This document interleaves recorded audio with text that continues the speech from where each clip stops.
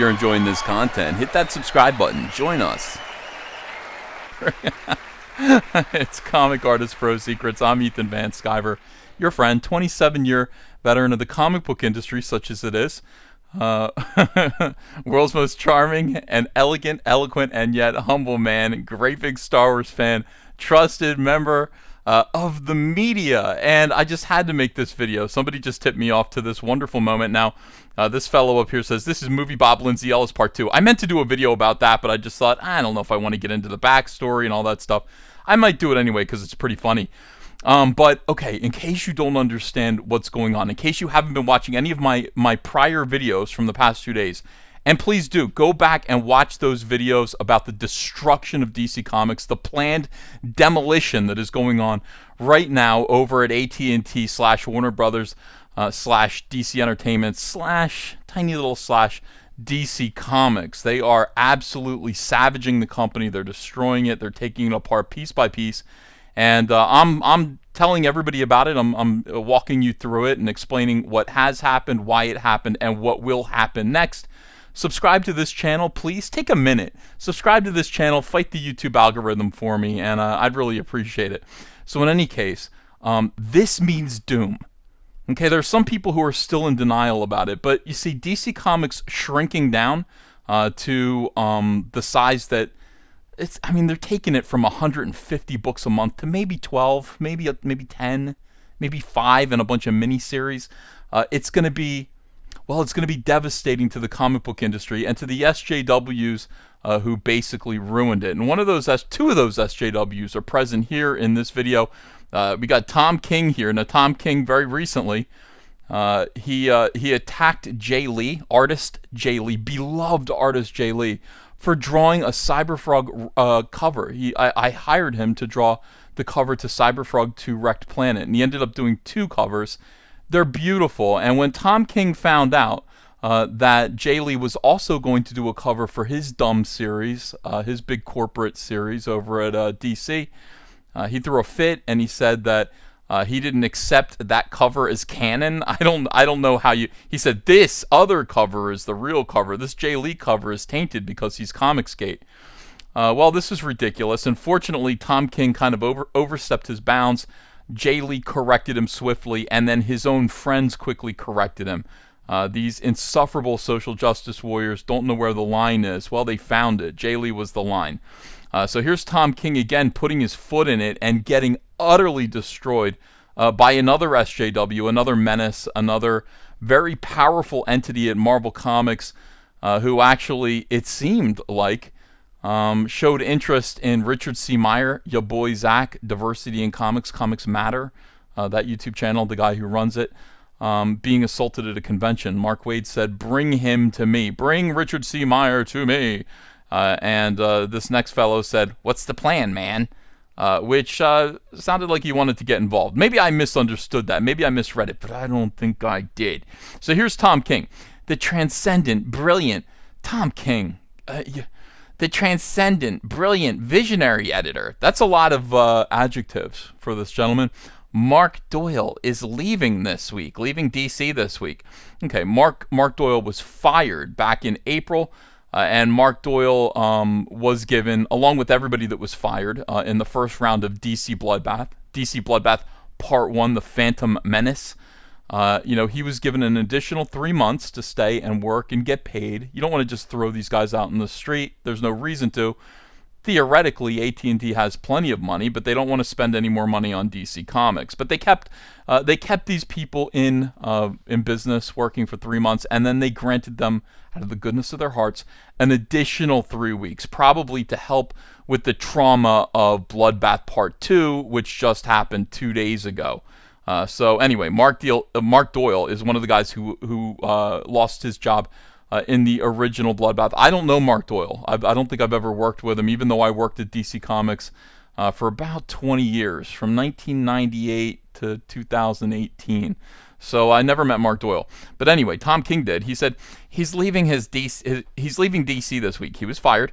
I would not have a career without Mark. He gave me my first gig, my first ongoing, made me take insane risks on big stages in every genre. He tirelessly pushed comics to be better. A true legend. I honestly, these eulogies that these people are giving themselves they're something else. And then I guess Tom King posts a little image of something that he might have. I have no idea what this is. I'm not even going to click on it. But down below, commenting, Tom Brevoort, the person in question, a man who looks like a gigantic shaved Ewok. Tom Brevoort, didn't you force him off the Batman titles and then crow about it in an interview? It's a bit odious to cry over the bodies when you had a hand in killing them. Oh, Tom King called out in a big, big way by Tom Brevoort, who was like senior editor at Marvel Comics. Now, these two editors, Tom Brevoort and I guess Mark Doyle, talk. Of course, it's a small industry. Oh, they all talk. And Mark Doyle must have complained about Tom King's behavior. But for Tom Brevoort to do a public calling out like this of Tom King really goes to show Tom King has sort of fallen from grace. Ordinarily, this kind of a thing would not happen out of respect. What is this, Heather Antos? Why was Heather Antos included in this? That's odd. So Heather Antos must have retweeted it, and Tom Brevoort picked up on it from Heather Antos' retweet. Oh, isn't that interesting? Tom Brevoort and Heather Antos, Milkshake One, still in communication, still gossiping about the industry and all of the people inside it. These guys have absolutely no mercy, no pity, and neither do I. But that's okay. I don't have to work with these people anymore. I'm just going to sit back with you guys and enjoy this, enjoy these people, eating each other up, gobbling each other up. The fans are shocked by this. The fans are utterly shocked by this. Look at this. Absolute destructive public call out. Who will conclude the trilogy? Well, that'd be interesting to see. Oh, wow, my money's on the return of the Gaiman-Palmer, Amanda Palmer, his girlfriend, Neil Gaiman-Amanda Palmer affair. What the hell is happening this week?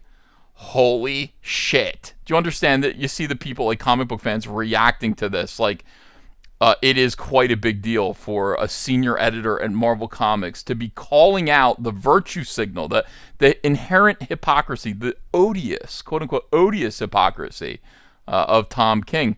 Brevoort calling out anyone like this is a huge pot kettle moment. That's right. Tom Brevoort is 50 times as bad. 50 times as bad as our Tom King. Please. Tom and Mark actually know each other. So what? Big deal. That makes it even worse.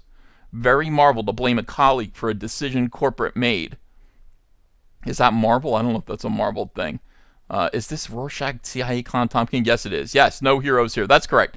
No heroes here. Just a moment to stand back and laugh as Tom King attempts to look virtuous on Twitter, and he is destroyed by his peers. It's starting to look like not a lot of people really like Tom King. And that could be because he does actively seek to destroy people. Mark Doyle, destroying an editor like Mark Doyle while he's working there. Evidently, Mark Doyle was the Batman editor, and Tom King said, I don't want to work with him or something like that. We can only suppose what this actually means and what happened between Tom King and Mark Doyle. But Tom Brevoort, this is utterly, utterly savage. And it just goes to show the comic book industry is collapsing. There will be more moments like this. We will savor them. These people are terrible, terrible people. Some of the worst people I've ever met in my life. And we will enjoy. We will savor each one of these moments. I will bring them to you here on Comic Artist Pro Secrets. Thank you for watching. If you're sick of these people, you're sick of their nonsense, and you love comics, and you want to try comics that are fun, why not read Cyberfrog 2 Wrecked Planet? Just got in the cover by Kyle Ritter. The colors from my cover to Salamandroid Death's Sting, which is a bonus comic book and a part of this campaign. It looks absolutely beautiful. Kyle Ritter is the best colorist in the world. There's no soy in this comic book. There's no SJWism. There's just rock and roll. They're big amphibian robot superheroes fighting the alien menace of the Vespis alien wasps. I think you'll have a good time if you back it. The links are below in the description. I'm going to put an ad at the end of this for Cyberfrog Warts and All, which is the hardcover collection. Thank you, everybody, for watching. Please do please do subscribe. Let me ask you again, please hit that subscribe button. I'm trying to grow my channel again. I'm going to do fewer live streams, more of these videos. If you like short videos of me dunking on SJWs in comics and SJWs in Star Wars, let me know it by subscribing, ringing the bell for notifications, hitting like, and leaving a comment below. Thanks everyone. See you again soon with another video.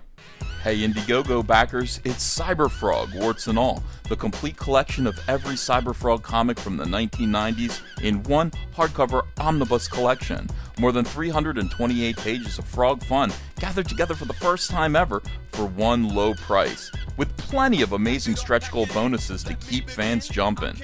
Back it today, only on Indiegogo.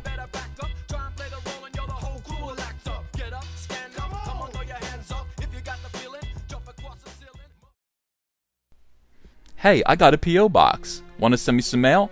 Send it to Ethan Van Sciver, P.O. Box 607, Marlton, New Jersey 08053. And I'll probably open it up on the live stream. Thanks very much, everyone.